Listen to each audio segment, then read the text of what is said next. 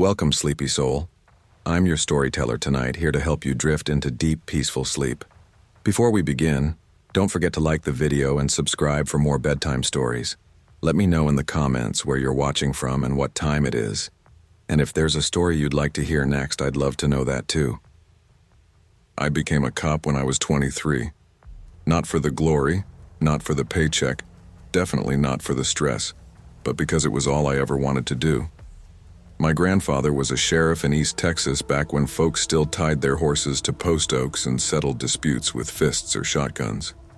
My dad worked dispatch for our little department in Hughes County until his heart gave out when I was 17. Maybe that's why the badge never felt like a choice. It felt like inheritance. By the time this happened, I'd been wearing the badge for 11 years. I'd worked days, overnights, weekends, hurricanes, you name it. Hughes County wasn't exactly the Wild West, but the pine woods stretch long out here, and weird things hide deep in the dark if you look hard enough. We'd had the occasional stolen car, domestic call, missing livestock.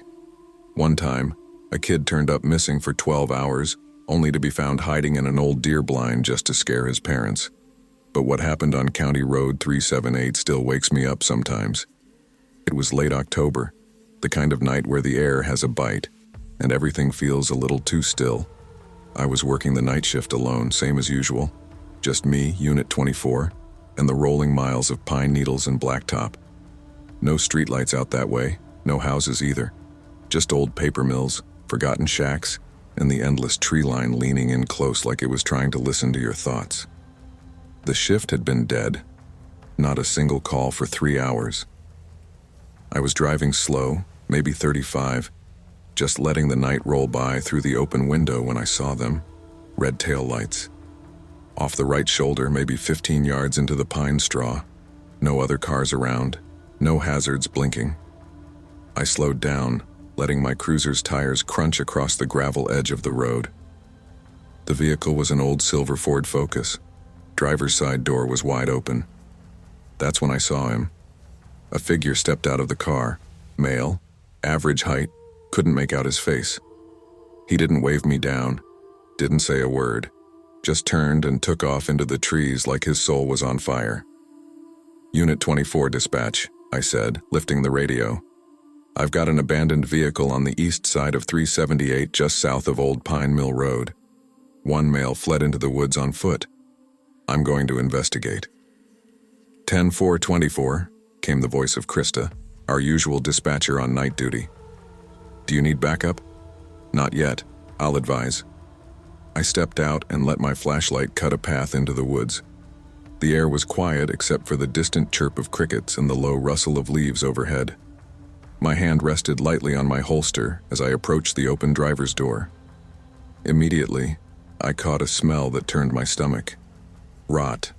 Not trash or mildew, rot. The kind of sickly sweet stink that makes your mind go somewhere it doesn't want to.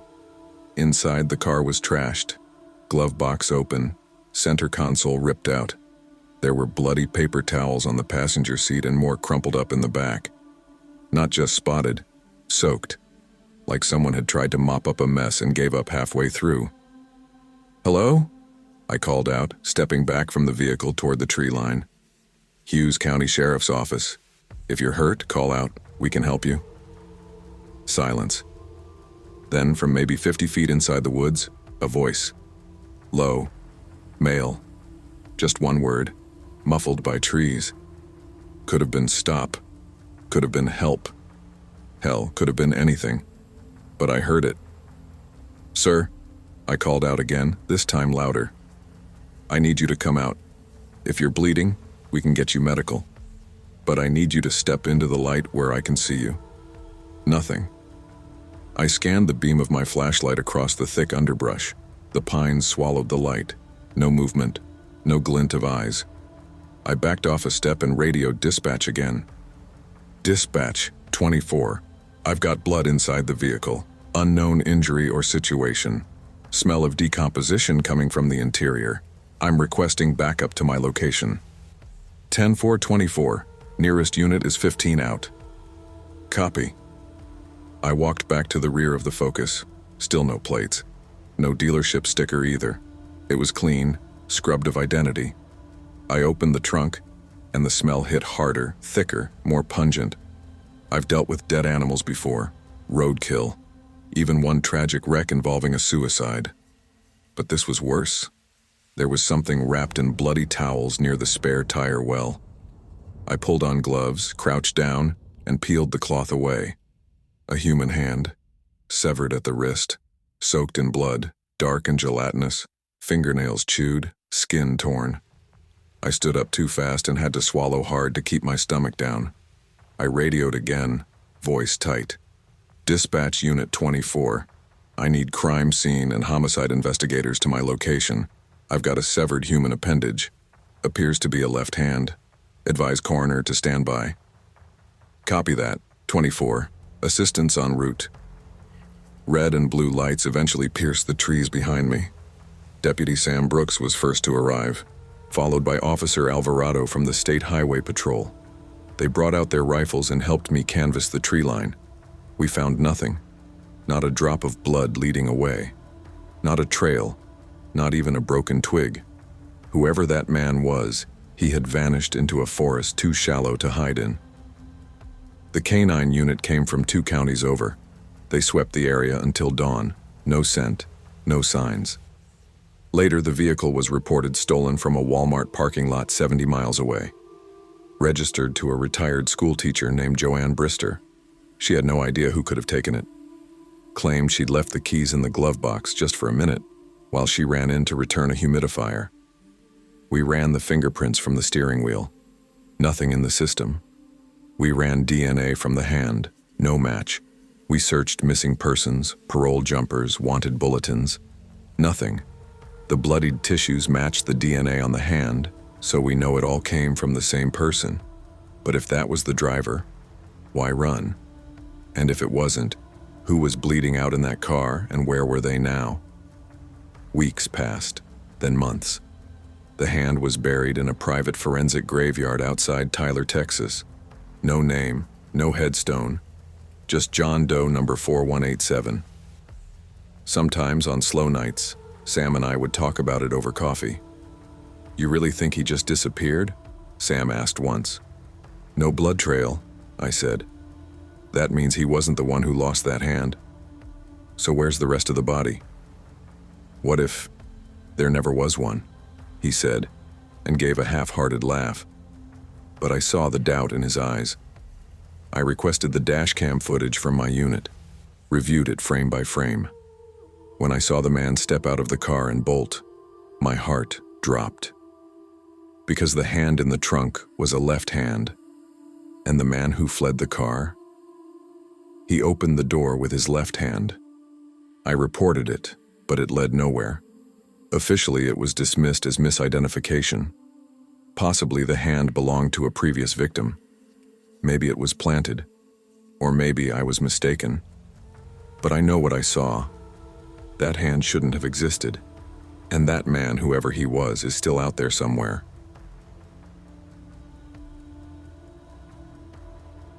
I had always been comfortable working nights. The world quieted down just enough to see things clearly. The streets emptied, the air got colder, and the kind of people you encountered changed. I've worn the badge in Pulaski County for almost 10 years now. My partner, Deputy Alex Ramirez, had about 4 under his belt. We were both assigned to a special unit in the sheriff's office, the Offender Supervision and Electronic Monitoring Team, or OSEM for short. We tracked people who wore tethers. Those little ankle monitors meant to keep offenders honest while they lived outside jail walls. Some of the work was mundane, false alerts, low battery notifications, or GPS drift. But every now and then, you'd get someone who went dark. That night, it was a woman named Camille Brody, 28 years old, probation for drug trafficking, with a history of mental health evaluations. She had been compliant for the last 6 months, until 2 nights ago when her tether went offline. Her last pinged location was in the township of Willowbend, one of the poorer corners of the county. Not quite rural, not quite urban, just scattered homes on large wooded lots with questionable power hookups and long histories with code enforcement. Dispatch had confirmed her last known address, a two-story colonial that must have seen its prime in the 70s, now faded and leaning under the weight of time. As Alex and I pulled up around 8:02 p.m., the sun had dipped below the trees, and the house sat under a canopy of shadows. The streetlights hadn't come on yet. The yard was overgrown, the porch light was dead, and what little glow came from inside was dim and orange, like someone had replaced every bulb with 40-watt antiques. We parked on the curb and cut the engine. "You see the meter box?" I asked, peering through the windshield. Alex nodded. "Looks jerry-rigged as hell." I checked my vest, clicked the safety off my duty Glock, and stepped out.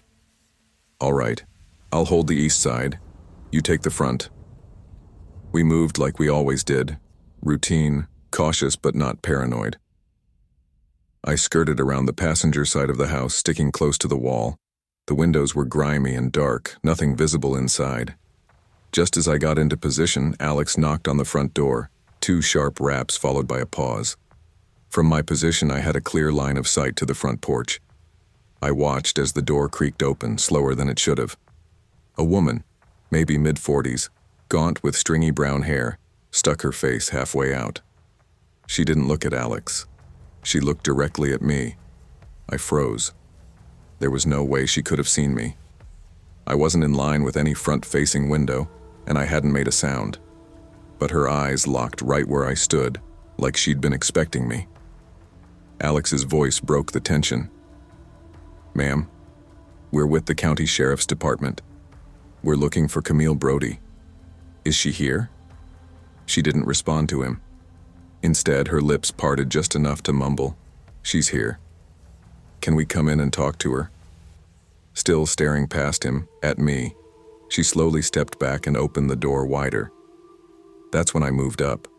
My boots made soft crunches on the gravel, and by the time I reached the porch, Alex had 1 foot in the doorway.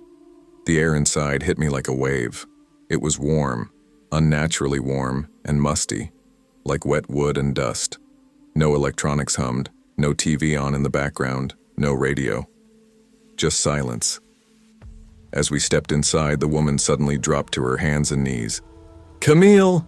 she shrieked, her voice high and desperate. "Camille! Come out!" "They're here." Alex and I exchanged a look. This was officially not routine anymore. "Ma'am, are you okay?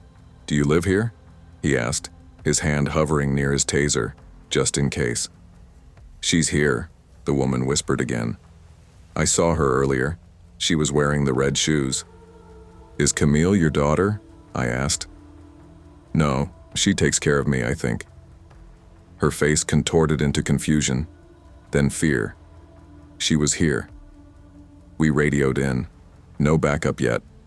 We were still coded as a welfare check or tether violation, and in our unit, that rarely warranted more than 2 deputies unless shots were fired. That was our call to make, and we didn't make it yet. The house was dim. A single bulb in the living room cast long shadows across the yellowing wallpaper and sagging furniture. No photos, no calendars, no clocks. "She stays upstairs sometimes," the woman muttered, now crawling alongside us as we moved deeper into the house.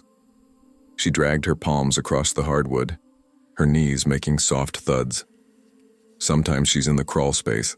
Sometimes she hides in the walls." Alex raised an eyebrow. "Crawl space?" "She doesn't like doors. She says they're listening." We started our sweep. The layout of the home was weird. 4 bedrooms, but no clear hallway. Instead, doors just opened into other doors, sometimes looping back. I left one room and walked into what I thought was the kitchen, only to find myself back at the front foyer. "You just went that way," Alex said, frowning. "I know. I'm telling you, this layout doesn't make sense." "She's in the attic sometimes," the woman said, now a few feet behind me on the floor again. We headed upstairs, the steps creaking under us. At the top, instead of bedrooms, we found a single door. "I thought this place had 4 beds," I said. "It does, downstairs." That didn't track. The door was painted white, but thick layers of old chipped paint had sealed the edges like glue. It wouldn't budge. "On 3? Alex asked. I nodded, and we both shoved. With a sudden crack, the seam gave way, and the door swung open. It was not a bedroom. The smell hit us first, mold and rot. The space beyond was a crawl-style attic. No carpet, no drywall, just exposed insulation, old boxes, and wood beams. A single light bulb hung from a string in the center. "Camille?" I called out.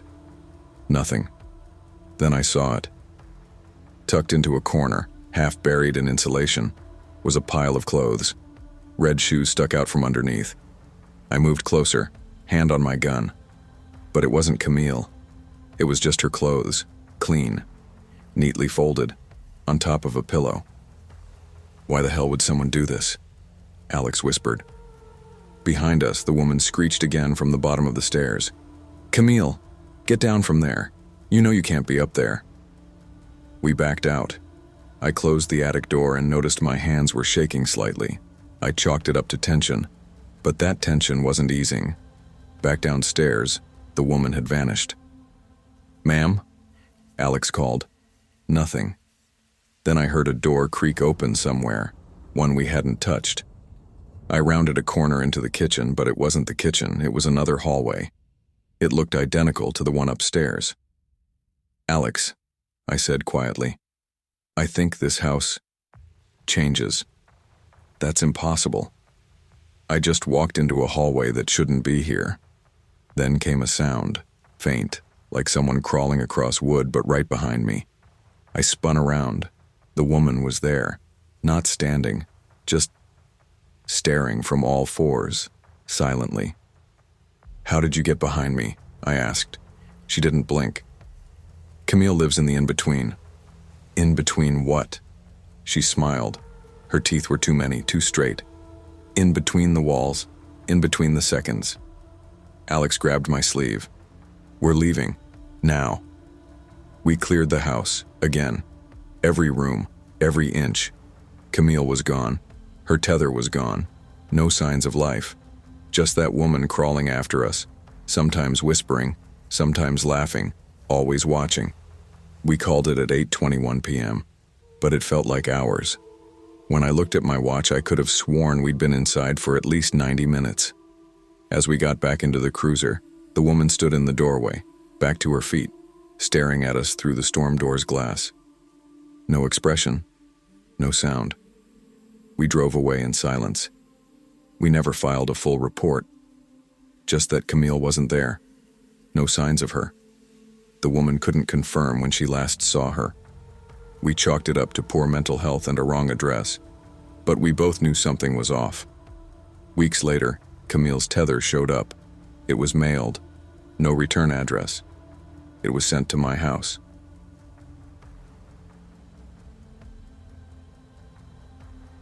It was supposed to be just another wellness check. That's how Eli starts every time he tells the story. Not that he tells it much anymore. Not since the drinking started. Not since the therapy. Not since the baby. See, Cypress County isn't the kind of place you hear much about unless you grew up lost somewhere in the middle of southern Georgia. Not quite city, not quite swamp, just spread out stretches of pine and lonely houses, most of which had seen better decades. Folks kept to themselves. That was the draw for many of them. Eli Morgan had been with the Cypress County Sheriff's Office for almost 6 years when it happened. He wasn't fresh out of the academy anymore, but he still had some of that clean polish energy about him. He believed in doing things by the book, never cut corners, and maybe that's what made him go inside that house. It was mid-June, already pushing the edge of 100 degrees by late morning. Eli had been patrolling with his partner, Sergeant Marcus Darnell, when dispatch came over the radio. Unit 23, wellness check at 492 Marigold Hollow Road. Caller reports elderly male not seen or heard from in over a week. No response at door. Marcus groaned. "Bet you a sweet tea he just forgot to pay his phone bill." Eli smirked. "Bet you he's dead in a recliner with the TV on and the AC off." They didn't expect what they found. Marigold Hollow was the sort of road that wasn't paved for the last quarter mile. Dirt kicked up behind their cruiser as they approached a sagging old house at the far end of the tree line.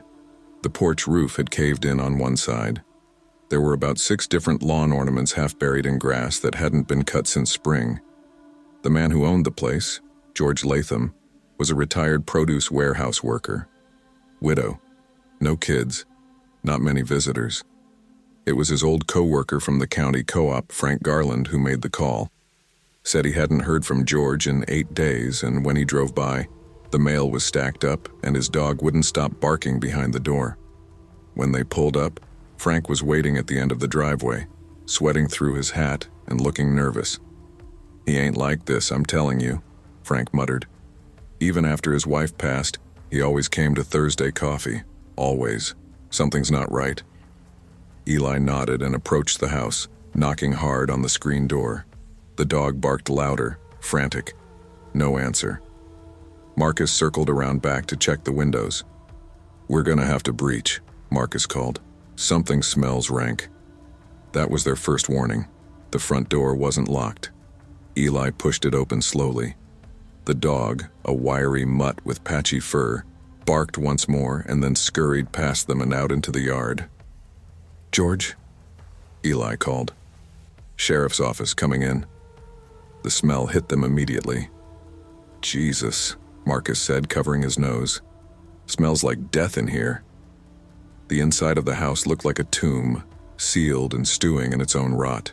Trash everywhere. Food containers stacked on the counter. There were flies, hundreds, swarming the windows. On the coffee table, half a sandwich had turned green with mold. "Back room," Eli said, pointing toward the hallway. "Let's clear it."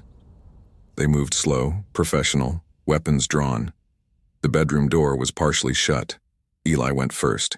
He nudged it open with the toe of his boot. And that's when time stopped. Inside the room were 3 bodies.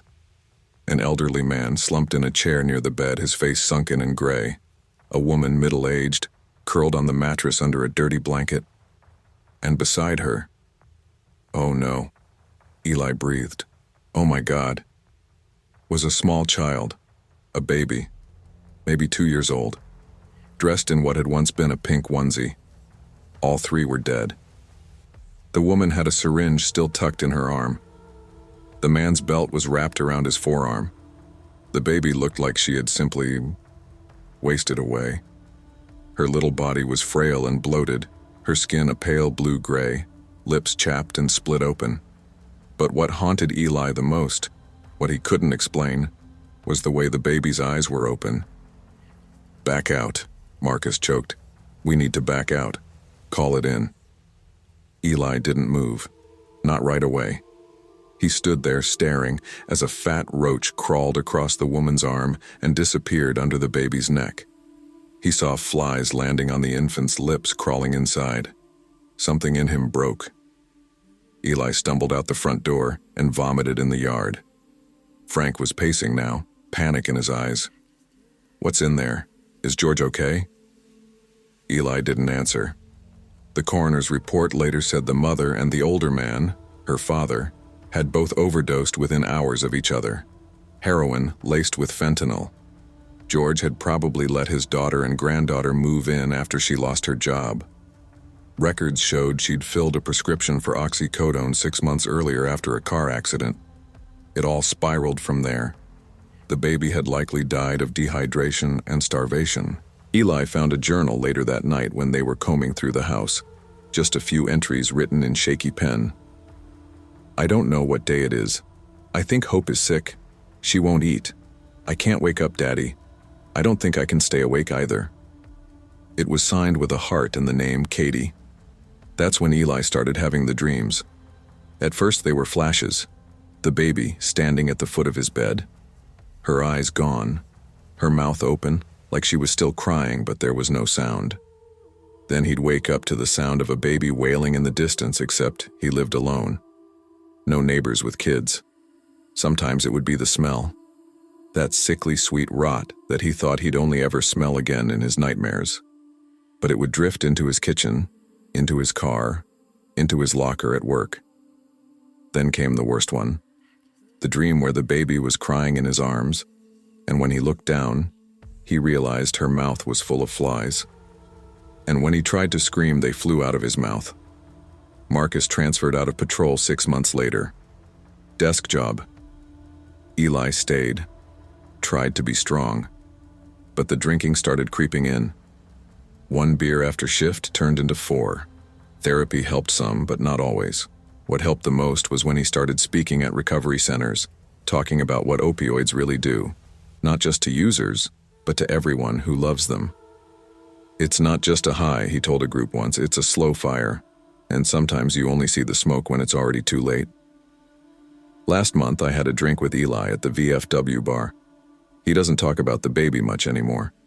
But that night, unprompted, he said, "You know what haunts me the most? It's not the bodies, it's not even the smell. It's that she still cries in my dreams, like she's asking why nobody came sooner." He looked down into his beer, and I don't have an answer. No one in Cypress County talks about Marigold Hollow anymore.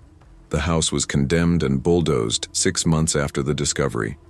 But they say if you drive past the empty lot on a humid summer night, with your windows down, you might hear something. A baby, still crying, as if she never stopped.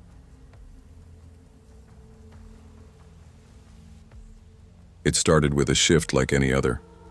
Officer Daniel Hayes, 31, had been with the Jasper County Sheriff's Department for 6 years.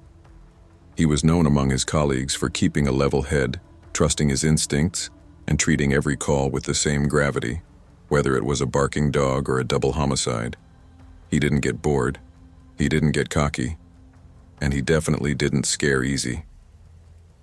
That night, a Thursday in late September, had been quiet. Southwood, Georgia, where he patrolled, wasn't known for excitement. The county had its share of domestic calls, meth labs in the woods, and the occasional drunken brawl, but violent crime was low. People locked their doors, waved at their neighbors, and mostly kept to themselves. Hayes had just stopped by the Waffle Shack off Route 9 for his usual black coffee refill when the dispatch crackled in. Dispatch. Unit 7B, possible B&E in progress. Caller states a rear window appears to be broken. Female caller says she's alone. No sign of theft. Now reports hearing footsteps downstairs while she's upstairs. Call disconnected mid-sentence. Caller is a Grace Miller, 24. Address is 3196 Mulberry Lane. Backup is en route. Hayes stood still for a second, the to-go cup burning in his palm. "Copy, en route," he replied. He tossed the coffee and walked briskly to his cruiser. Grace Miller. The name wasn't familiar, but Mulberry Lane was. It was one of those tucked-away neighborhoods. Quiet cul-de-sac, dense trees behind every house, one way in and out. A contractor had thrown the homes up about a decade back, all cookie-cutter starter homes. Renters, new graduates, single professionals, sometimes retirees. As he turned onto Mulberry, Hayes mentally reviewed the details again. Young woman, home alone. Broken window, thought she was safe. Then footsteps, then silence. Then the call cut out. It was about 9:34 p.m. when Hayes pulled up to the curb. The house, 3196, looked like all the others. Porch light on, one car in the drive, no movement inside, all curtains drawn. He approached the front door, knocked twice, waited. No answer. Another 2 knocks, this time with the back of his fist. "Jasper County Sheriff's Office. Miss Miller, it's Officer Hayes. You called about a break-in?" Still nothing. He rang the bell, waited, rang again. That gnawing feeling crept into his gut, the kind you don't ignore. He stepped off the porch and walked the perimeter. Around back, past the flower bed, he spotted it. Glass shards below a ground floor window that had clearly been forced in. It wasn't even subtle. Someone had taken a rock or elbow to the pane. Flashlight out, Hayes peered inside. A narrow kitchen, linoleum floor, small dining set. Silent, no obvious movement. "Dispatch, I've got a confirmed point of entry, broken rear window. No response at the door. I'm entering the property now." 10-4. Units 9C and 3A are 5 minutes out. Hayes took a breath, slid his flashlight into his offhand and climbed in through the window. His boots crunched as he stepped onto the scattered glass. He drew his sidearm low, flashlight sweeping across the dark kitchen. Fridge hum. Nothing else. "Miss Miller? Officer Hayes? If you're here, call out." No response. He moved carefully through the house, clearing corners. Living room, hall closet, laundry nook. Nothing, no movement, no sound, just still. But if she was upstairs when she called, he needed to get up there. The stairs creaked under his weight as he ascended. His heart rate didn't spike, but the back of his neck felt tight. He wasn't panicked, he was focused. At the top of the stairs were 3 doors, one slightly ajar. A soft glow of moonlight filtered through that room. "Miss Miller?" A soft voice replied. "Yes?" Hayes stepped forward, pushing the door open with his foot, gun lowered but ready. Grace Miller sat on her bed, knees pulled up, blanket around her shoulders. Her hair was pulled back messily, and her face looked drawn, pale. Her eyes glistened like she'd been crying. "You okay?" he asked, voice low. She nodded slowly.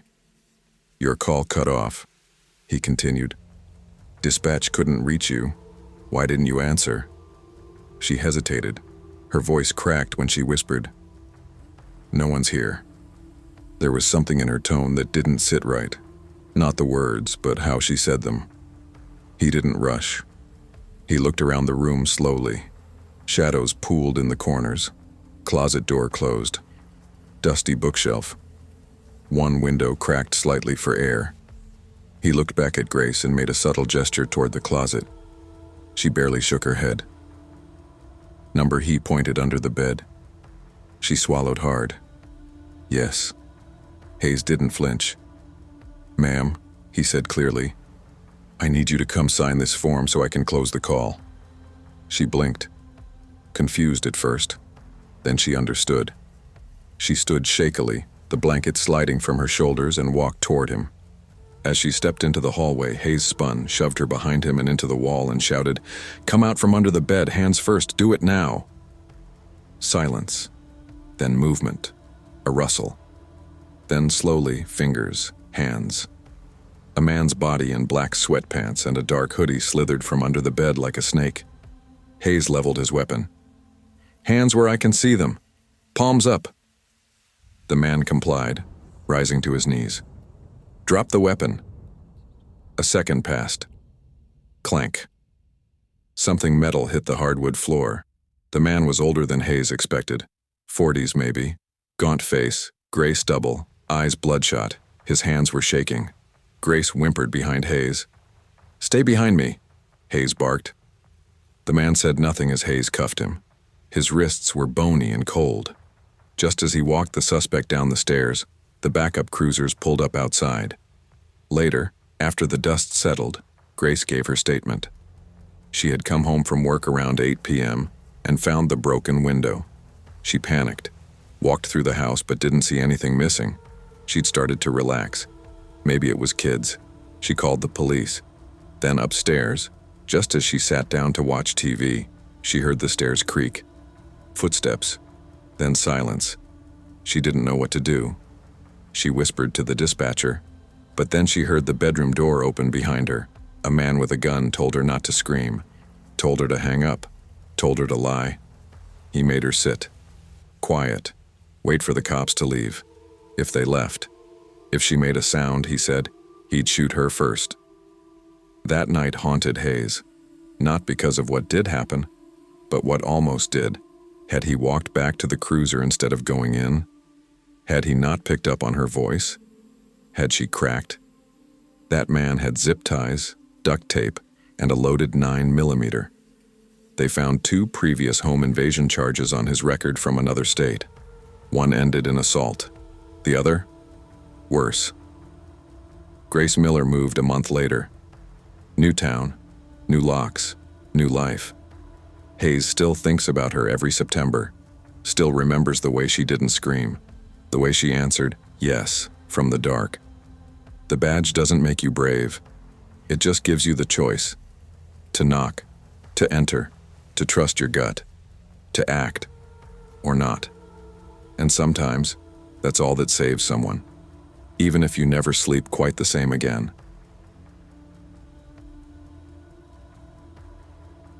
I had just clocked into my overnight shift, the kind that drags from 6 p.m. to 6 a.m. on a bone-chilling Friday night in early March. The kind of shift where your hands go numb the second you step outside your squad car, and every shadow looks a little longer than it should. My name's Officer Ryan Morales, 36 years old, been with the Chicago Police Department for just over a decade. I patrol mostly on the south side, Englewood, Auburn, Gresham, Washington Park, places where people keep their heads low and doors locked, not just because of crime, but because sometimes the night carries something worse. I was partnered with Officer Denise Carter that night. Solid cop, mid-40s, had this calm, unshakable demeanor that made her the perfect person to have riding shotgun. We'd been partnered up for a few months now, long enough to read each other's body language without a word. The shift had started like most do, calls about loud music, a minor domestic, a kid with a stolen scooter.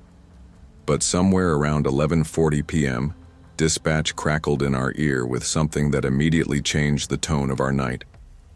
Unit 82 Baker, report of a suspicious female, late 40s to early 50s, long dark hair, possibly under the influence. Caller states she's going house to house on South Halsted near 72nd, banging on doors and yelling through doorbell cameras. Caller believes she may be armed. Proceed with caution. Denise glanced over at me. That's your kind of weird. I sighed and threw on the lights. Why is it always my kind of weird? We headed east, and by the time we arrived at the caller's location, a modest brick home tucked between two boarded-up properties, it was just after midnight. The man who answered the door, Mr. Terrence Wyatt, looked shaken, clutching his phone like it was his last lifeline. "She's not right," he said, ushering us inside. She looked at the camera for a long time, then started talking into it, like she was talking to someone behind me. He played back the Ring camera footage on his phone.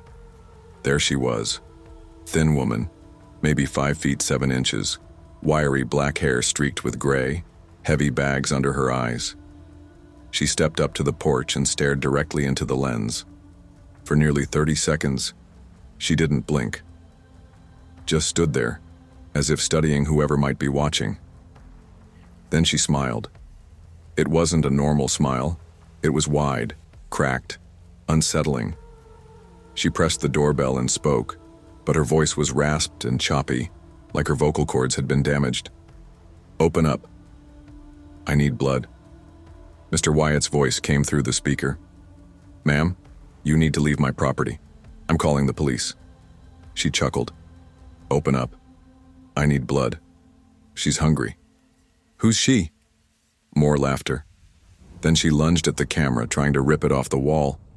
Mr. Wyatt flinched, just watching it. "Was she holding anything?" I asked. "Not that I could see," he said, "but she had something behind her back." Never took her hands out. We thanked him and stepped outside. Other units, 83 Baker and 92 Charles, had already begun canvassing. We joined in, lights off, moving slowly down 72nd Street. At 12:27 a.m., a new call came in. Unit 82 Baker, report of a possible home invasion in progress. Caller on South Morgan says a woman matching the same description entered their home through an unlocked front door. Caller and spouse are hiding upstairs. Caller states woman may be armed and bleeding. I hit the lights. We're 5 blocks out. We were first on scene. Another unit arrived moments later. The house, a 2-story with a chain-link fence and busted porch light, had its front door cracked slightly open. We drew our weapons and entered. "CPD, come out with your hands up." The foyer was empty, dimly lit. A few family photos lined the walls. From upstairs, a man's voice shouted, "We're in the bedroom. She's still in the house." "Sir, stay where you are," Denise yelled up. "We're coming to you." We ascended carefully. My heart was pounding, my fingers tightening around the grip of my Glock. We reached the top and moved toward the master bedroom, where the husband, Daniel Fields, opened the door, panic-stricken. His wife, Marissa, was curled up on the floor behind the bed, holding their phone in a death grip. She came in mumbling about blood, he whispered. Tried the bedroom door. We locked it just in time. Did you hear her leave? Number, we've been silent up here. That meant she was still inside. We checked the hallway. The last room on the left, a child's bedroom, was pitch black. The door was cracked just enough to feel wrong. Then came the sound, a low, wheezy cackle. I exchanged a glance with Denise. She nodded, and I nudged the door open with my boot. Inside, I flicked on the light. The woman was sitting cross-legged on the child's bed, smiling wide. A large kitchen knife lay in her lap, stained with blood. Her right wrist had a deep, self-inflicted gash. Blood soaked the mattress and sheets beneath her. Nestled between her legs was a small plastic doll, maybe 2 feet tall, its hair matted with blood. I need blood, she whispered. She's still hungry. Denise raised her weapon. Ma'am, drop the knife. The woman looked up at us slowly, eyes glassy. Not mine this time, I already gave mine. I tried to reason with her. What's your name? I asked gently. Let us help you. No one has to get hurt. She's not me, the woman murmured. She's inside the doll. She wants yours now. I swear to God that doll's eyes looked wet. She gripped the knife tighter. I trained my sights just above her wrist, debating whether I could disarm her safely. Then she lunged, knife raised. Animal growl. I fired. 2 shots. One into her upper right arm, another into the forearm. She screamed, crumpling sideways. The blade clattered to the floor. We secured her in cuffs, and Denise radioed for EMS. The woman was still conscious, whimpering, clutching her bleeding arm. She told me to do it. She kept repeating. She told me to get blood. For her. When the paramedics arrived, they stabilized her and transported her to St. Bernard Hospital.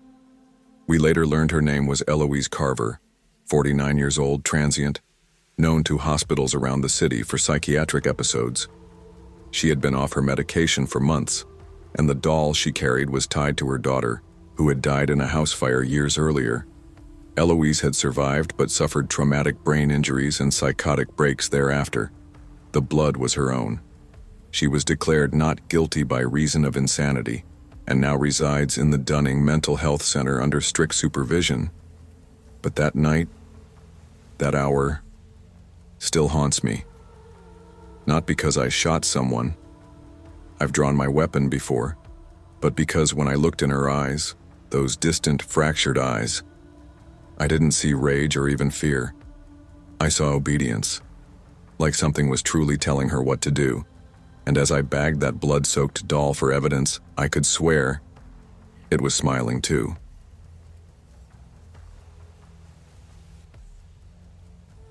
It started on a Thursday night. I remember because I was 2 hours into a long shift and already regretting the energy drink I'd chugged before roll call. My name's Officer Jamie Conrad, State Patrol, assigned to the rural sector of western Missouri. At the time, I was 5 years into the job, mostly covering the late shift between mile markers 240 and 280 on I-70. We call it the Long Nothing.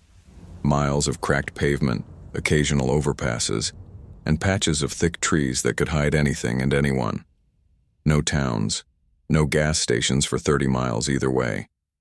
If something happens out here, it's usually hours before someone notices. But that night, something noticed me first. The shift had been uneventful. I clocked a guy doing 91 and a 70 earlier, got a written warning, nothing serious. Then around 2:15 a.m., I pulled off the highway near an old, out-of-service fueling station just west of Claymore. You know the type. Shattered windows, graffiti, half the roof caved in from some long-forgotten storm. It wasn't technically on patrol, but I sometimes parked there to eat or catch up on reports in peace. This time, something was different. There were 2 cars already sitting there, parked side by side near the building's shadow. No lights on inside. No one visible behind the windshields. Both vehicles dark, windows tinted. I sat in my cruiser with the engine running, watching for a few seconds. No movement, no signs of a driver coming or going. Weird, I thought, but not immediately suspicious. Truckers sometimes napped here. Still, 2 sedans, no semis, no diesel rigs, just 2 passenger vehicles, didn't sit right. I radioed in my location. Routine stuff. Dispatch confirmed they had nothing on the radar nearby. I stepped out. The air smelled like oil and mold. The sky was pitch black except for the distant flicker of truck headlights on the interstate. My boots crunched over shattered glass as I walked between the 2 cars. Both were mid-2000s models, no plates missing but both unlocked. I tapped the driver's side windows gently with my knuckle. "Highway patrol," I said. "Anyone in there?" Silence. I opened the driver door of the first car. Empty. Backseat too. The second vehicle, same thing. No belongings, no keys, no smell of smoke or food. Just empty cars in the middle of nowhere at 2 a.m. I stepped back and scanned the lot. That's when I heard it. A shuffle behind the gas station building. Faint. Like someone stepping on loose gravel. I reached for my sidearm instinctively. "Hello?" I called out, stepping slowly around the corner. "Highway patrol. You okay back here?" A man popped into view from the other side of the dumpster. Late 20s maybe. Wiry building. Dark hoodie. Jeans. Smudged face like he'd been sweating or running. "Oh, thank God," he said, walking toward me fast with his hands up. "Sir, my car won't start. I've been stuck out here for like an hour. I tried the battery and jumper cables, but it's totally dead. Can you help me?" His voice cracked on the last word. I kept a cautious distance. "You the one who parked the silver Camry?" He nodded quickly. "Yeah, that's mine." "And the other car?" "Dunno," he said. "Was already there when I pulled in. Figured someone broke down too." I studied his face. His eyes kept darting behind me. Sweat trickled down his cheek even though the night was cool. "You here alone?" I asked. Yes, sir," he said. "Just me?" "All right," I said slowly. "Pop the hood, I'll take a look, but I'm no mechanic." "Thank you," he said quickly, rushing to his car. He flipped the latch and popped the hood. I stepped in beside him, pretending to inspect the battery while keeping my peripheral vision locked on him. Something about the situation reeked. That's when I saw it. A faint movement behind the second car. Another figure, approaching quietly, something glinting in his hand. Shit. I dropped my hand to my holster and pivoted instantly. "Don't move," I shouted, drawing my firearm. The figure froze, arm still halfway raised. In his hand, a large hunting knife, smeared with something. "Drop the weapon," I barked. "Now." He hesitated, then let the blade clatter to the pavement. The sound echoed like a gunshot in the silence. "Hands where I can see 'em. On your knees." The man obeyed. I backed toward the first guy, turning my gun toward him now too. "Hands up. Both of you. Now." The first man froze. Wait. I didn't do anything." "You move, I drop you," I warned. I called it in. "Dispatch, I need immediate backup. 2 suspects at my location, 1 armed. I've got them at gunpoint." Tension hummed like power lines in the air. My heart beat so loud I couldn't hear the wind. Backup arrived 7 minutes later, lights flashing down the empty interstate like salvation. We cuffed both suspects. The knife carrier had dried blood under his nails. Neither had ID. We searched both cars. Empty trunks, clean interiors. No blood, no drugs, nothing. But behind the station, behind the dumpster and a rusted fence, we found it. 2 large black contractor bags. They were leaking. I didn't want to open them, but I had to. Inside were human remains. Disarticulated. Wrapped in blood-soaked plastic. The stench hit us like a wall. I nearly threw up. A shovel lay beside them. Fresh dirt had been disturbed along the tree line. They were digging graves when I arrived. The plan was simple. Dump the bodies, bury them in the woods behind the station, then leave in separate cars. Maybe torch one later. They weren't expecting a state trooper to randomly stop there. They also weren't smart. They parked next to each other, stayed nearby, didn't leave a lookout. Both suspects were charged with double homicide. Turns out the victims were reported missing 3 days earlier, roommates from Kansas City. The motive was robbery. The killers had known them, lured them into a party, then killed them in a basement, tried to cover it up, tried to disappear. They almost got away with it. Almost. I think about that night more often than I admit. It could have ended differently. If I hadn't noticed the cars, if I hadn't turned around in time, if I hadn't drawn my gun fast enough. My fiancée, now my wife, held me for an hour when I got home the next morning. I didn't even take off my uniform before collapsing into bed. It took weeks before I could sleep through the night again. You learn early on in this job, evil doesn't always wear a mask. Sometimes it looks like a young man in a hoodie asking for help under a dead gas station light. Sometimes it parks beside you, smiling politely with blood still drying under its fingernails.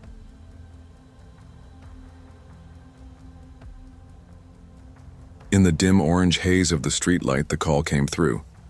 It was 2:11 a.m., a Wednesday morning on the tail end of October. The chill in the air was biting, even under my uniform jacket. I just pulled into the small gas station off Route 27 to grab a black coffee and stretch my legs when my radio crackled. Unit 37, respond to a possible disturbance. 74 Windmere Drive. Neighbor reports a female screaming. No known weapons. Caller states the resident lives alone. I tossed the coffee back on the counter, nodded to the clerk, and responded. Unit 37 en route. The coffee could wait. I pulled back onto the road, flipping on my lights, but not the siren. No need to wake the whole block if it turned out to be nothing more than a drunk couple yelling over spilled wine. But it never felt like one of those calls. It was the silence around the dispatch that stuck with me. I'd only been working nights in Leland County for 2 years, but you learn quickly. When a dispatcher's voice is flat, you listen closer. It means they're trying not to show concern. Windmere Drive was a quiet road just past the high school, mostly middle-income homes, fenced yards, porch lights left on, people who took pride in shoveling their sidewalks before the sun came up. Not much happened there, at least not on the surface. The house at 74 sat dark when I pulled up. No porch light, no lights in the windows, but a dark blue Honda Odyssey was parked in the narrow driveway. I double-checked the address, then double-checked again. As I stepped out of the cruiser, a porch light flicked on across the street. A man, maybe early 60s, in flannel pajama pants and a white tee, shuffled out and waved me over. "I'm the one who called," he said, his voice a nervous rasp. "About 10 minutes ago. I was in the kitchen and I heard it, a scream. Just one, but loud. Blood-curdling kind, like someone was dying. Came from that house right there." He pointed across the street. "Number 74. There's a woman who lives there, real quiet. Keeps to herself mostly. Sometimes she has that guy over, boyfriend I think, but I haven't seen his car tonight." "You hear anything else?" I asked. He shook his head. "Just the scream, then nothing." I nodded. "Go on back inside. Keep your doors locked just in case." He obeyed without hesitation. I turned my attention back to the house. Still no lights. I walked up the porch steps and knocked. Nothing. I knocked again, harder. Still silence. I checked the doorknob. Locked. I radioed in. "Dispatch 37, arrived on scene. No response at front door. Vehicle present. Requesting secondary unit for welfare check, possible forced entry. Copy, Unit 37. Unit 12 en route, ETA 6 minutes. I circled the house, checking every window. Most were shut tight, except one in the back, slid open about 2 feet. No screen, no visible damage, just open. The backyard was fenced, a small porch leading to that open window. I felt the hairs on my arms stand up. This wasn't right. I waited a beat, listening. Nothing, not even a dog barked. I radioed again. "Possible point of entry. We'll be investigating interior, holding until backup arrives. Then I paused. Something in my gut twisted. What if she's bleeding out right now? What if that 6 minutes is the difference?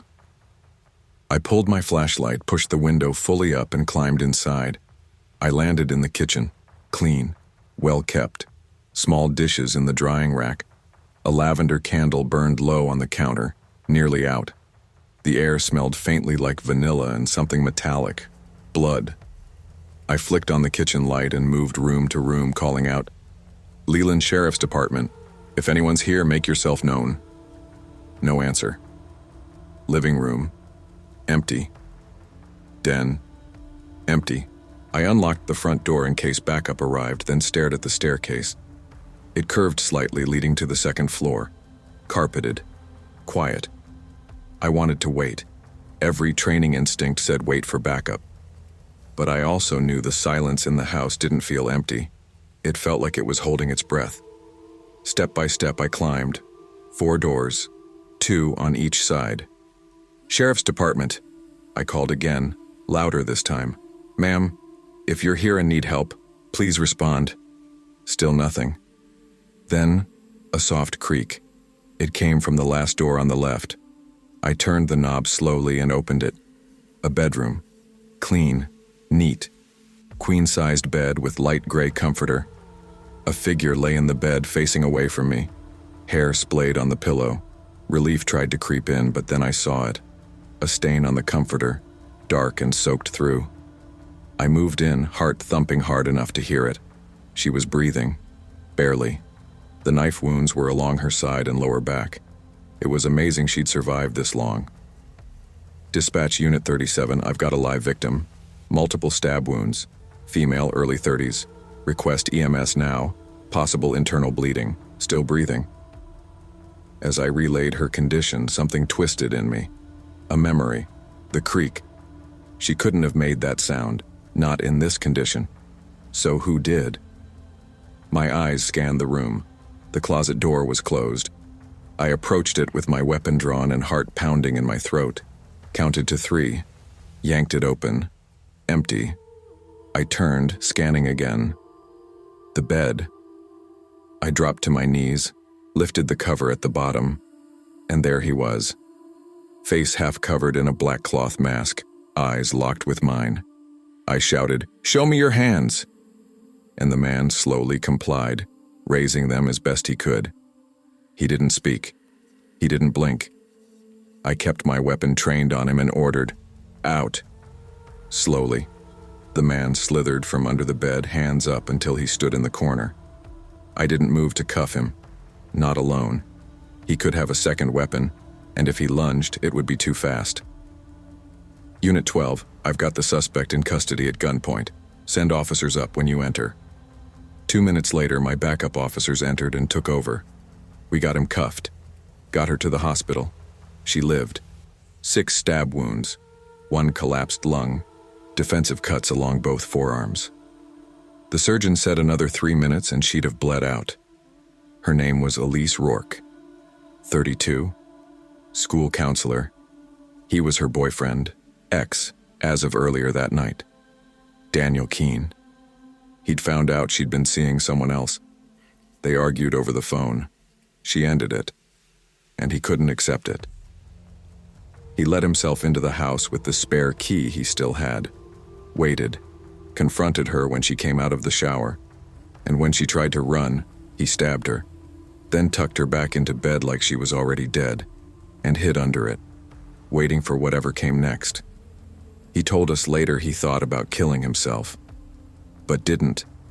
Maybe he wanted to see who would find her, or maybe he just wanted to watch it all unfold. I sat in my cruiser after the scene cleared. 5:42 a.m. The sun had just started to rise. The horror of it wasn't in the blood or the crime scene photos, or even the arrest. It was in the silence. The wait. The moment I lifted that bed skirt and came face to face with a man who didn't plan on being found alive. If I'd waited 6 more minutes, if I'd missed that creak, if he'd lunged, I replayed the possibilities like a movie on loop for weeks. That's the part they don't train you for. The guessing game. The almost. Elise recovered, moved out of Leland County, changed her number. Daniel was sentenced to 25 years with no parole. The courtroom was quiet when the verdict came. Elise didn't testify. She didn't need to. Her scars were enough. They tell you this job's mostly boredom, paperwork, and broken taillights. But sometimes it's a scream in the night. Sometimes it's a man hiding under a bed. And sometimes the difference between life and death is just one cop refusing to wait.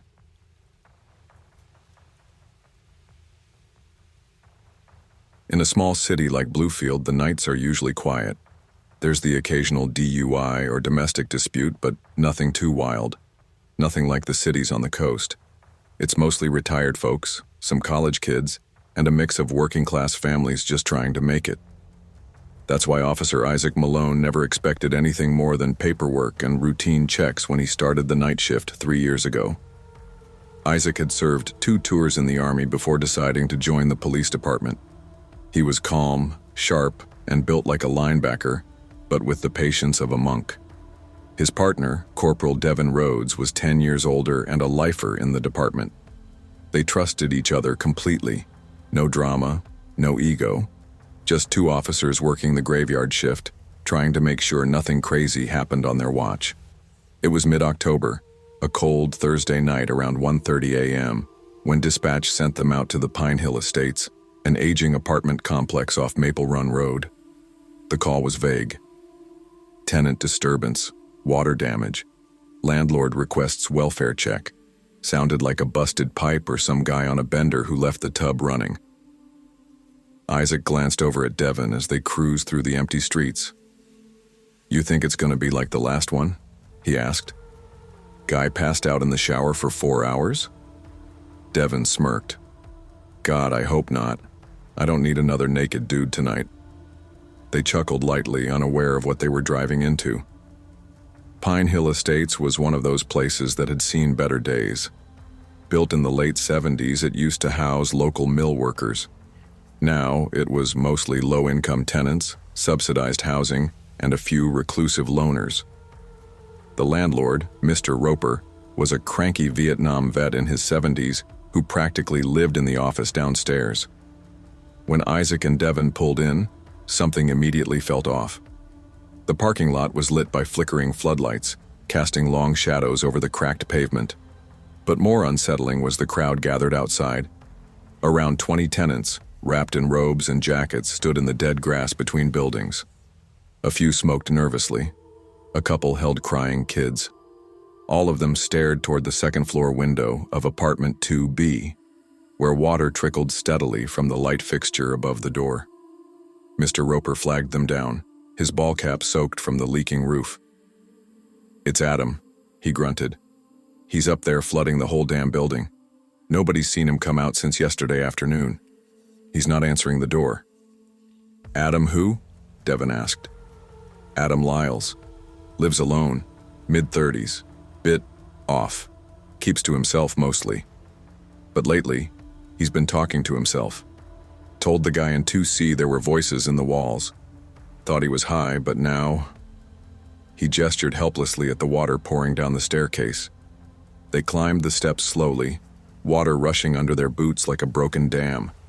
Every step squelched. When they reached apartment 2B, they knocked hard.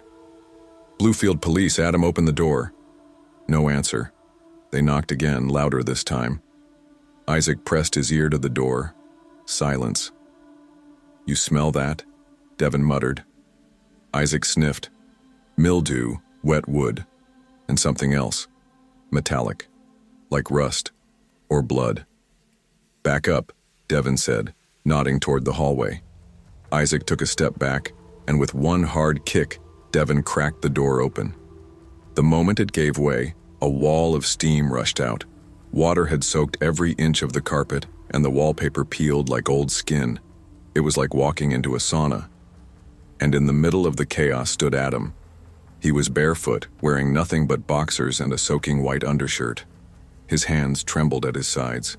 His eyes, wide, bloodshot, and unblinking, stared past the officers like they weren't even there. "Adam?" Isaac said gently, stepping forward. "We're here to help. Can you talk to me?" Adam's lips moved, barely audible over the sound of gushing water. "There's people in the walls." Isaac leaned closer. What was that? Adam's head snapped to him like a puppet. "There's people in the walls," he whispered. "They're watching me, listening. I can hear them crawling. They're in here. I turned on the water to get them out." Devin moved toward the bathroom to shut off the water. Every faucet was open, the tub overflowing. Even the toilet bowl bubbled like a boiling pot. He turned each one off and called to Isaac. "Clear in here. Check the back." Isaac gently put a hand on Adam's shoulder. "You're safe now, okay? Let's just step outside." But Adam pulled away violently. "No, they're still here. You don't understand. They live in the walls." Devin was already moving into the bedroom. One more room. That's when everything changed. Inside the bedroom, everything looked off. The bed was stripped. The mattress leaned against the wall. Dozens of empty water bottles were stacked in a pyramid beside the dresser. But it was the closet that caught Devin's eye. Something was wrong. There was a faint line along the drywall, a perfect rectangle like someone had traced the shape of a hidden door. No handle, just a faint seam. Then came a sound, a shuffle, light and quick like someone adjusting their foot. Devin's blood ran cold. He radioed Isaac. "I need you in here. Now." Isaac entered, still keeping Adam in his peripheral vision. "What is it?" Devin pointed at the wall with his flashlight. "That's a door." "No way," Isaac muttered. "That's sealed. Probably drywall." Devin stepped forward and tapped it with his knuckle. Hollow. He exchanged a glance with Isaac. Both drew their sidearms. "Bluefield Police," Devin called out. "If anyone's in there, come out with your hands visible."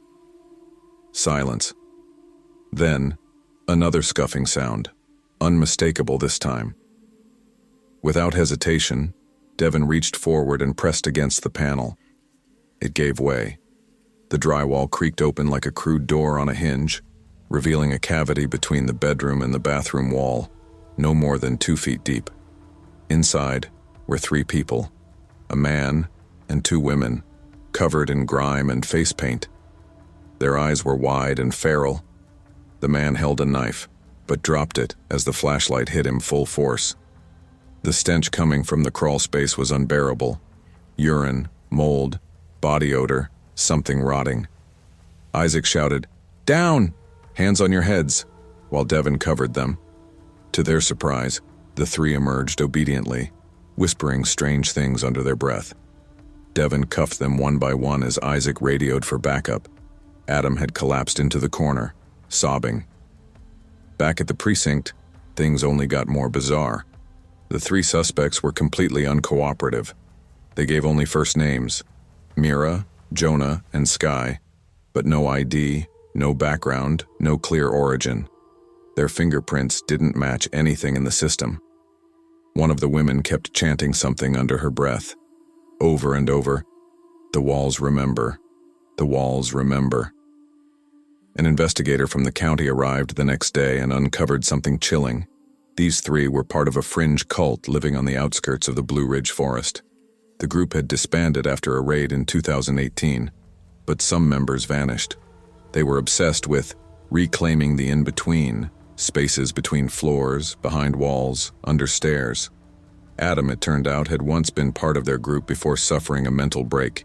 He'd left, started therapy, even got medicated, but someone must have tipped them off. They'd returned for him. They had slipped into his apartment through an old access panel in the boiler room and carved out a hiding place inside his walls. They lived there for nearly 2 weeks, eating, sleeping, watching, and whispering. They whispered to him through the vents, moved behind the drywall, scraped at night when he slept. He thought he was going crazy again. The water was his only defense. It was his flood, a way to flush them out. Adam was placed under psychiatric care but was expected to recover. The three cultists were charged with trespassing, stalking, and unlawful confinement, among other charges.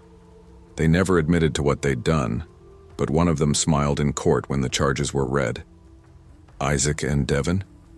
They took a few weeks off. I still hear it sometimes, Devin said one night on the back patio of the precinct. When it's quiet enough, scratching, like someone trying to find a way in. Isaac didn't respond. He just stared at the wall behind him.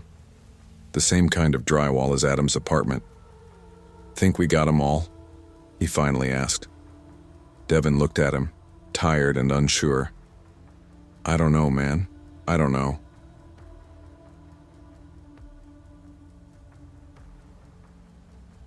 I never believed in ghost stories, not until that night. Even now, years later, I can't pass a boarded-up building without getting goosebumps. Back then, I was a patrol officer in Bay Bridge, New Jersey, a small riverfront town with big city problems. Crime was high, morale was low, and our department was always stretched thin. Car thefts, assaults, home invasions. It was routine. You stop reacting after a while. You go numb. But there are calls you don't forget. Calls that change something in you. And for me, that call came on a cold Wednesday night in November. It was just after 1 a.m. I'd parked under a broken street lamp outside a closed Dunkin' to finish a stale ham sandwich and do some paperwork. Dispatch crackled through my radio, cutting through the silence. Unit 14, we've got a report of trespassing at the old Marrow estate. Caller says he saw flashlights moving around on the second floor. I paused. Repeat that. Did you say the Marrow estate? Affirmative. 52 Riverview Road. That big abandoned property by the river. Neighbors keep complaining. You're the closest. Lucky me.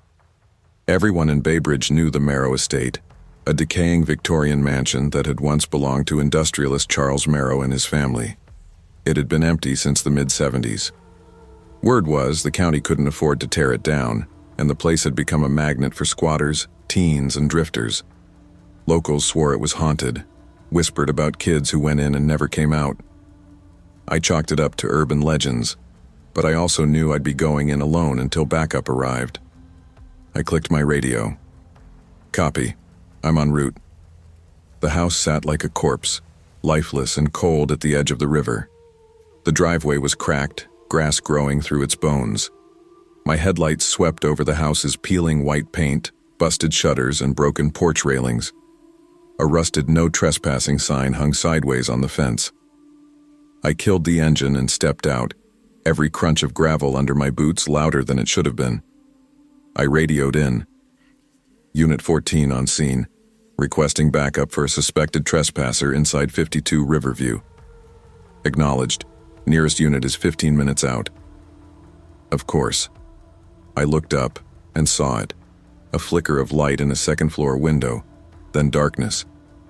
I don't know why, but something in my gut twisted. That wasn't a kid's flashlight beam. It didn't move like one. It was still, controlled. I made my way around the fence and found a gap near the side where the boards had been pried loose. I unholstered my flashlight, drew my sidearm, and stepped into the yard. The side window had been smashed in. Jagged glass lined the sill like teeth. I announced myself loudly. Bay Bridge PD. Anyone inside, announce yourself now. Nothing. I ducked through the opening and entered what was once a dining room. My boots crunched over debris, fallen plaster, broken furniture, the remnants of squatters. The air smelled of mold, piss, and age. I swept my flashlight across the room and down the dark hallway. The beam trembled slightly. My hand wasn't steady. PD, I said again, louder. Come out now. You're trespassing on county property. A sudden clunk echoed from above. Like something heavy dropping onto floorboards, I tensed. Sound came from the second floor. I radioed quietly, proceeding to investigate. The staircase was warped and missing 2 steps near the middle. I had to cross them carefully, one foot braced against the banister. As I reached the landing, another sound came, dragging. A long scrape like wood over wood. Then silence. The hallway was pitch black. The walls were lined with cracked picture frames and moldy wallpaper. Doors lined both sides. My flashlight bounced across each one until it stopped at the third door on the left. It was cracked open just slightly. I raised my voice. "Baybridge PD, come out now with your hands up." No response. I nudged the door open with my foot. The room was empty. Rotting mattress, old dresser tipped over, trash bags. No signs of recent use. But something felt off, like I'd interrupted something. That's when I noticed it. A single red handprint on the window glass. Fresh. I turned quickly. Nothing. The radio crackled. "Unit 14, ETA for backup is now 7 minutes. I exhaled. "Copy." Then another noise, footsteps above me. There was an attic. I found the ladder behind a narrow door at the end of the hall. It looked unstable, but I had no choice. I climbed slowly, flashlight clenched in my teeth, gun in hand.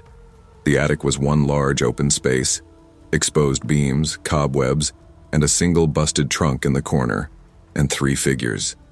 Standing. Still. In the far corner, facing the wall. I froze. My flashlight hit the first figure. It was a mannequin. So was the second, and the third.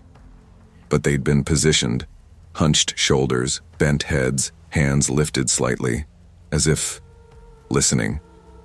All facing the wall like they were being punished. I stepped back. That's when the attic door slammed shut beneath me. I ran back to the door and yanked it. It wouldn't budge. "Dispatch, this is Unit 14. I'm inside the Marrow House. Door just closed behind me. Request immediate backup and possible building search." "Copy. Additional unit en route. Are you injured?" "Negative. Just locked in." The attic grew colder. I saw my breath. A faint creaking echoed from behind me. I turned. The mannequins had moved. They were all now facing me. My heart pounded in my chest. "This isn't funny," I muttered, backing toward the trap door. Then I heard something whisper from the far end of the attic, not through the radio, not in my head. A real whisper, like someone crouched just beneath hearing. "He's here." I didn't wait. I drew my baton and smashed the attic window, clearing enough glass to get out. I hoisted myself halfway through, then stopped. There was someone on the roof, facing away from me, crouched on the shingles, pale skin, bald head, just squatting there. I slid back inside, heart in my throat. Then, crash, the attic door burst open. Officer Lang and his partner appeared, guns raised. "Tomlinson, you okay?" I nodded too fast. "We need to get out, something's not right here." They exchanged looks but helped me down. We decided to clear the house together. With 3 of us, it felt safer until we got to the first floor again. Lang stopped. "Did you see that?" I turned. "See what?" "There was someone standing at that window." We rushed to the room. Nothing there. But outside, in the moonlight by the river, were footprints in the frost-covered grass. Bare feet, walking away from the house, but no signs of entry. We followed them until they stopped, abruptly. No turn, no departure, just ended. Lang looked at me, whispering, "Where'd they go?" We searched another 20 minutes. Found nothing. No squatters, no signs of recent habitation. But something didn't sit right. We reported it as unfounded trespassing. Closed the building back up, sealed the fence. Lang patted me on the back as we walked to our cruisers. "You look like you've seen a ghost." I didn't answer. But in my rearview mirror, as I pulled out, I could have sworn I saw someone standing in the attic window, just watching. I put in for a transfer 3 weeks later. Couldn't shake the feeling that I'd brought something back from that place. My nights were restless. My apartment felt occupied. Cold corners, doors creaking. One morning I found a single red handprint on my bathroom mirror, smaller than mine. I scrubbed it away, called in sick, and never returned to that shift. Some houses rot, some houses remember, and some don't want to be alone.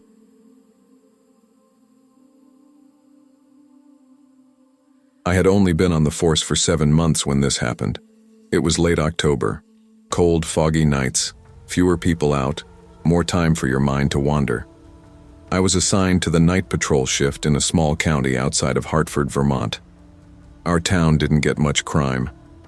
Most nights it was DUI stops, checking on livestock in the roads and responding to domestic disputes that never turned violent. I was still new, eager, respectful of the badge. I hadn't fired my weapon outside the range. I hadn't seen blood that wasn't from a car crash or a drunk guy hitting his head on a coffee table. And I definitely hadn't been in the situation I was about to walk into. The area I patrolled included a stretch of older rural homes out in the wooded parts of Millridge Township. Most were still lived in by older folks, or rented out to seasonal workers.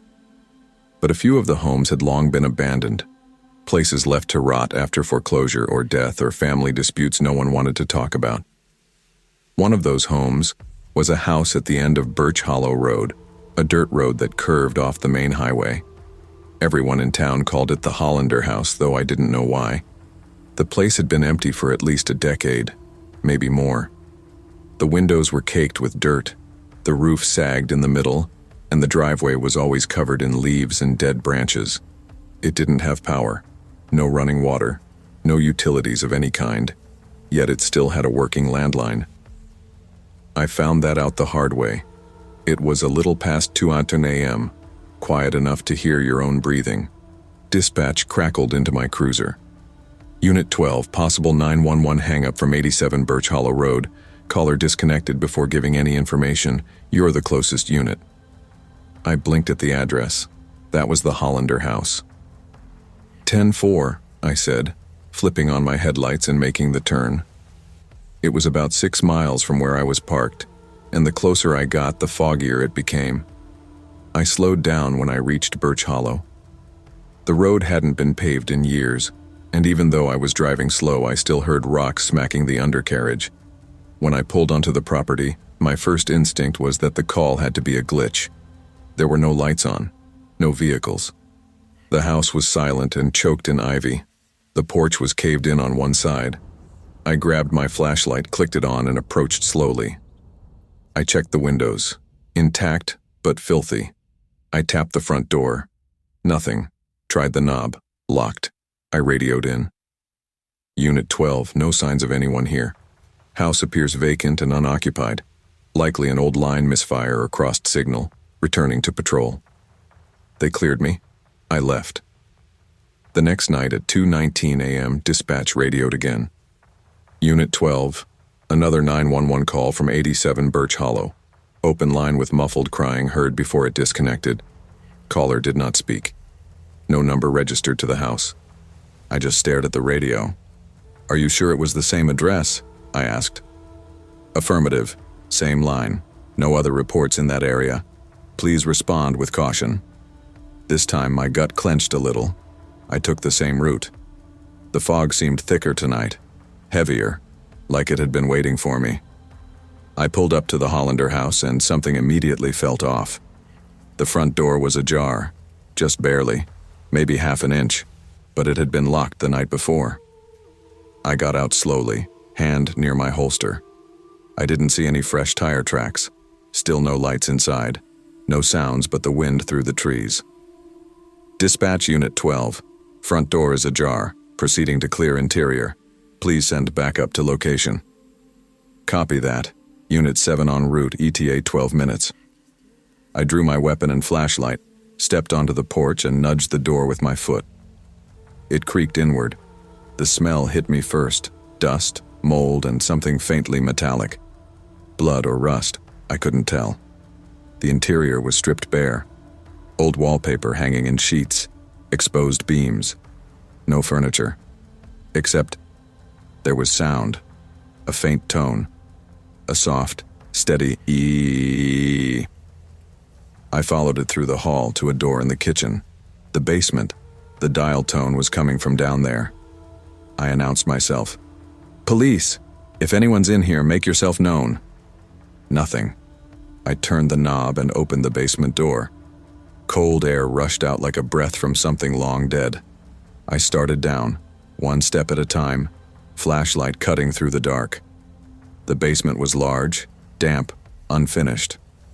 Dirt floor, support beams, a lone workbench in the corner. The dial tone got louder. I found the phone. An old corded landline, late 90s style, sitting on the concrete, off the hook. The red speaker button was lit. I picked it up, placed it on the receiver. The tone stopped. Then came a sound that nearly made me drop my flashlight. Laughter, soft, wet, like someone trying not to laugh but doing it anyway. It came from the far corner of the basement. I turned, flashlight snapping to the sound. He was just standing there.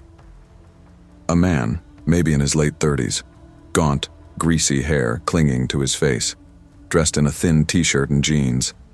No shoes, feet blackened from walking barefoot. His left hand was over his mouth, stifling that strange, stuttering laugh. His right hand held a revolver.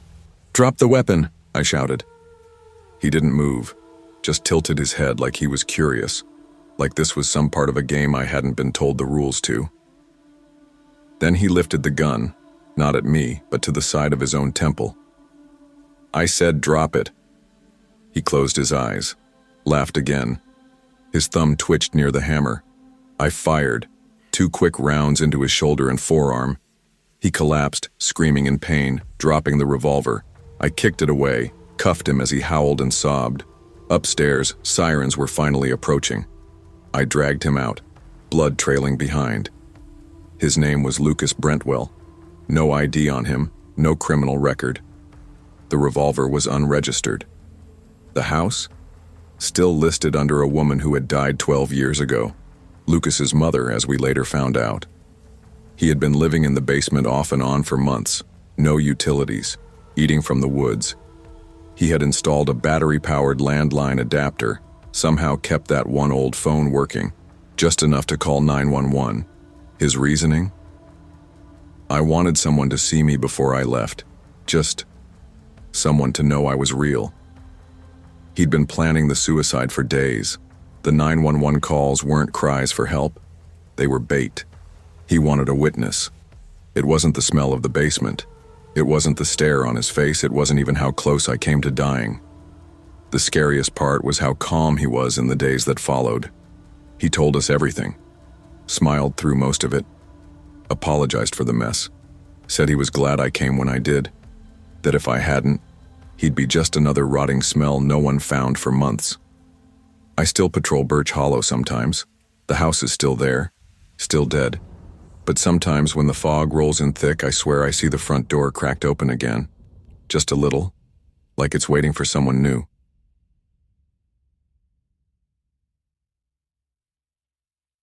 I had only been on the force for 13 months when I got the call that changed the way I looked at life, death, and everything in between.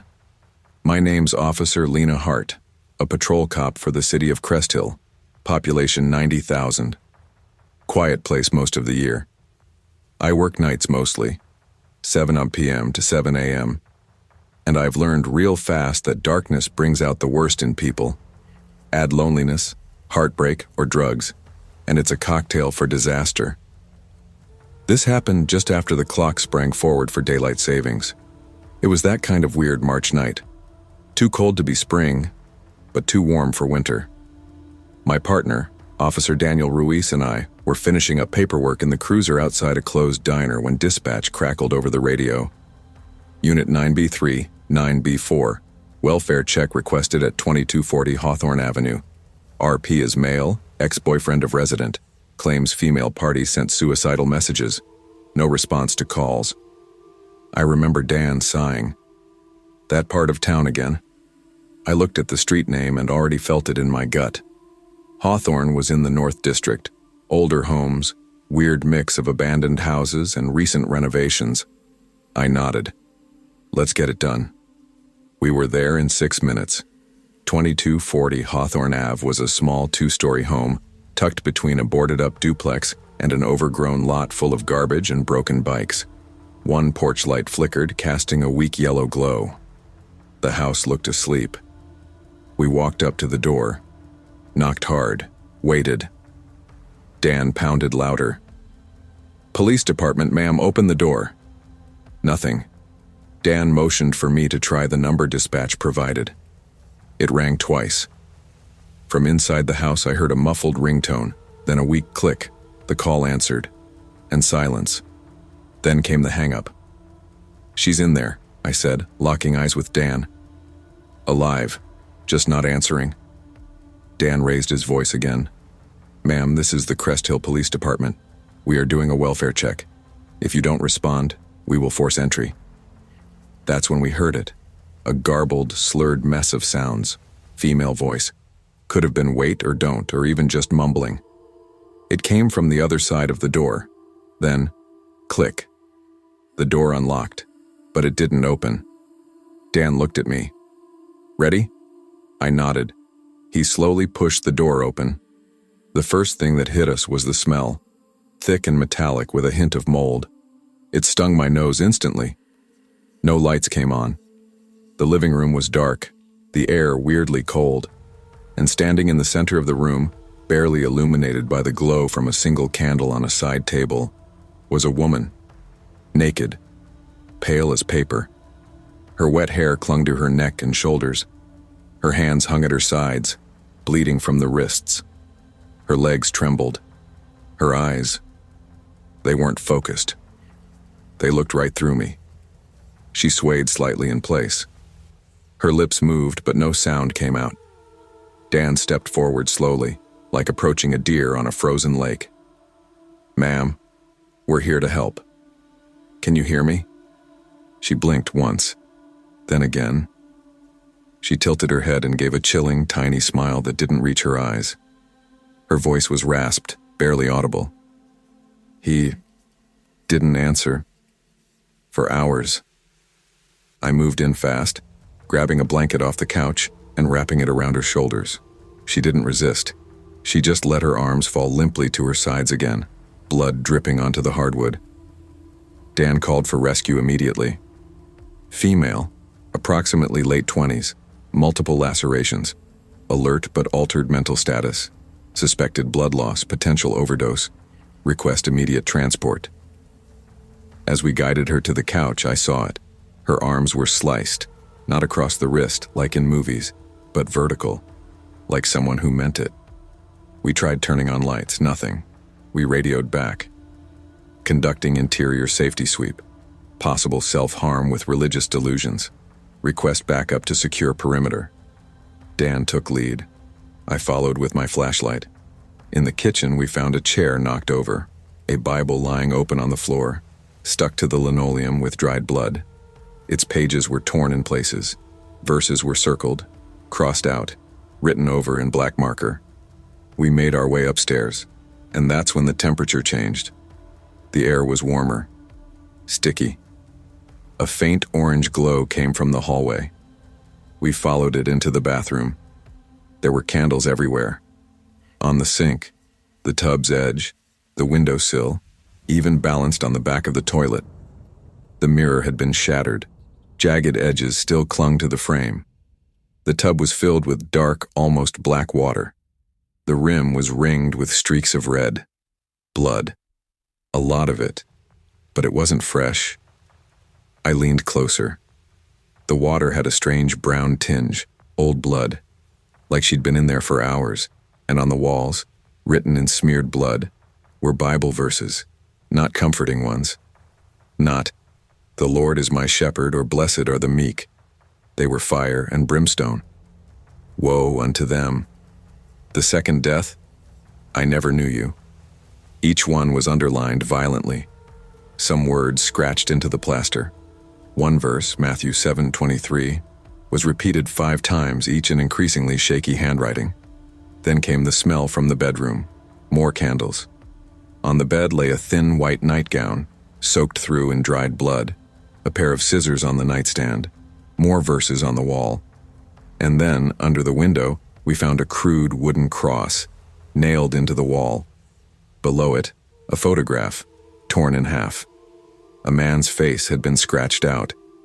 Dan whispered, "This isn't just a breakup." We stood there in silence. The flickering candlelight made the walls seem to breathe. The house felt like it was holding something in its lungs. Grief, regret, something darker. By the time EMTs arrived, she was going into shock. Her temperature had dropped dangerously low. She hadn't taken any pills, but she'd lost a lot of blood, and she was severely dehydrated.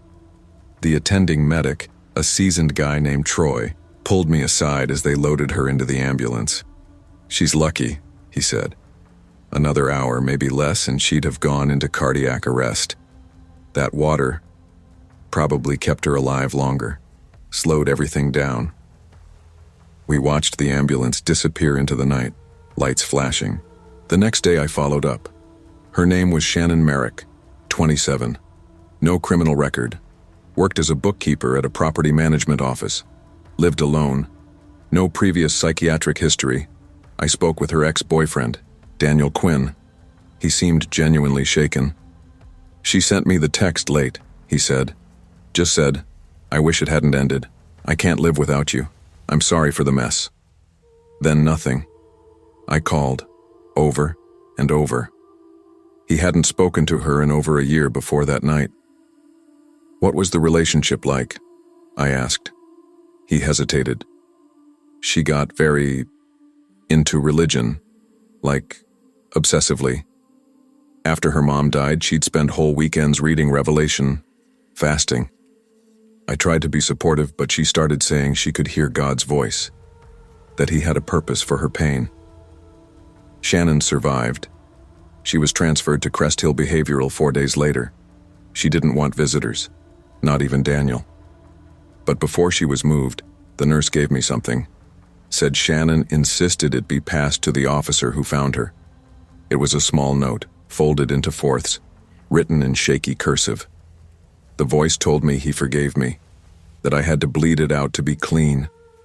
I thought if I floated long enough I'd be taken up. But then I heard yours instead. A real voice. I think I wanted saving. Thank you." I never saw her again.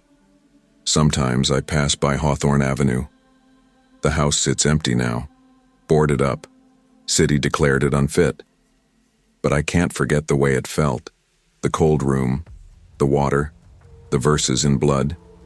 She came that close to disappearing forever into silence and shadows, and no one would have known what she did to herself in the name of grief. We talk about demons and possession in horror stories like they're external forces. But sometimes, the scariest thing is realizing that the voice whispering horrible things is your own.